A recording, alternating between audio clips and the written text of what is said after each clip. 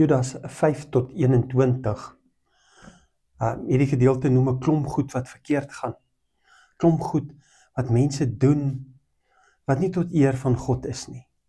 Hy sê ook hoekom hulle dit doen, waarom hulle dit doen. Hy verwys na 'n klomp insidente in die Bybel en wys ons daarop dat God iets daaromtrent gaan doen. Dat God reeds iets omtrent die sonde doen.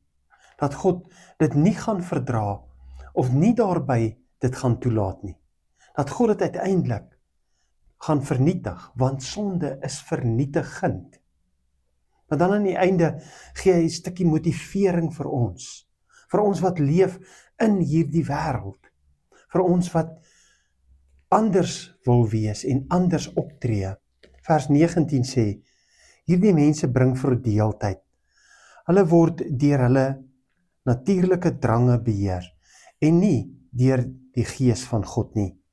Julle geliefdes moet egter voortgaan om julle lewe te bou op julle allerheiligste geloof. Bid altyd deur die krag van die Heilige Gees. Bly in die liefde van God.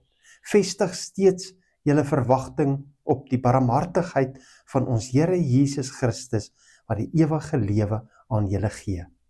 Waarop moet ons fokus?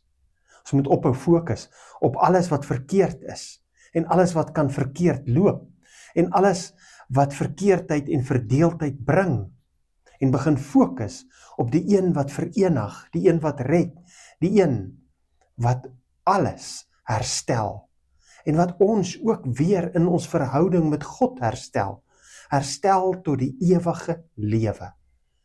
Kom ons verander ons fokus vandag en ons fokus op Christus Jesus, ons Here en Verlosser.